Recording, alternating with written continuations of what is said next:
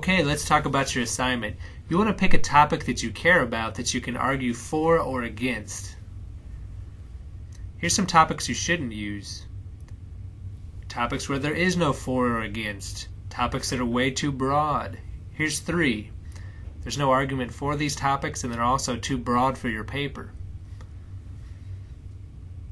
Here's some topics that you could use. These are controversial topics where people on both sides have very strong arguments and they're supported by facts usually. So this gives you a flavor of what kind of topics you should choose. Find something where you have emotion tied up with it, something you care about, something you've talked with your friends about. Your emotion and your passion will only improve your paper, and you're going to use these sources I'll show you to back up your points in your paper. Internet, there's a lot of junk out there. You really have to sift through it to find the good things. Why is there a lot of junk? Because anyone can put anything out there. There's no one checking the facts, so there's a lot of fake news, and it's generally protected. Have you seen this story about cell phones that cook food? It's very convincing if you watch the video, but this is an example of a fake story, so you have to watch out. Here's the video. It's pretty convincing, eh? Let's look at a good source for your paper, Galileo. Here's the website address. Let's do a search. We'll search for keywords in the abstract. The abstract is the summary of the article, so we'll search for keywords in the summary of the article. Remember to select full text whenever you do a search. So let's think about a topic. How about social networking and its effects on productivity? Let's do a little search. Here's our results. Let's find articles that seem to think that social networking hurts productivity. Here's 2 articles, Yammering Away and Lost Productivity. Click on the box to view it. We're not going to spend too much time because I want to show you your next source for your assignment. Let's go to the library's homepage. There's the website address. There's a section of the website where we pull together topics and then we have resources for each topic. Here's the list. Let's go to gun control. The first thing we're going to look at is electronic books or e-books. You can access them through Net Library. You can browse through this book by clicking on the table of contents. So you can scroll through and find the parts you like and use them for your paper.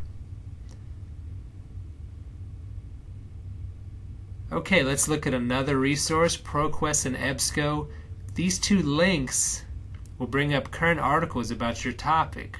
So these are ProQuest articles about gun control. Also, the New York Times sometimes has resources on your topic, so you can click there. Let's take a look at those ProQuest articles.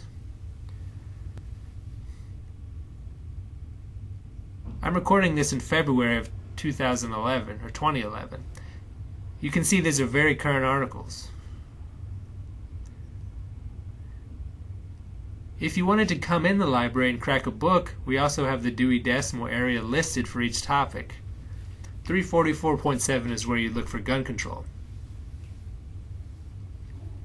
Okay, this is the library's catalog. There's the website address. Let's do a basic search for gun control.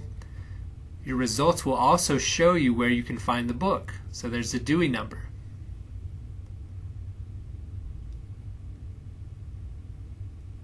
Our next resource is called procon.org. It lists topics and then it splits it off into 2 camps of people for and against it. Let's take a look at social networking. This defines the topic, and then over to the right you have the pro-con arguments and then the quotes. We'll look at the quotes because you might want to use a quote to support your viewpoint in your paper.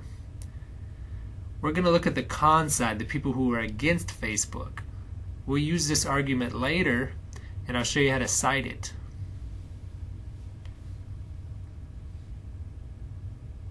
So we're talking about citing. Let's talk about plagiarism. What is it? It's basically if you try to pass someone else's work off as your own. How do you avoid it? Don't copy anything from a journal, a book, or a magazine without citing. And then always cite in your text and in your reference list at the end of the paper. And if you're going to quote someone, if you put quotation marks around it. Here's an example of quotation marks used correctly. The first sentence is your own sentence, and then the next sentence is directly quoted from WHO, the World Health Organization. So you list the author and the year, and then at the end of your paper you have the reference list, which expands on the source. How do you watch out for it? Include the reference list at the end with full citation. And if you have two sources in your text, then you should have those two sources in your reference list. Instructors use Turnitin.com, which is very thorough software which will catch you if you're trying to plagiarize. It checks your work against other students in your class, also billions of web pages, millions of student papers, and thousands of newspapers, magazines, and other periodicals.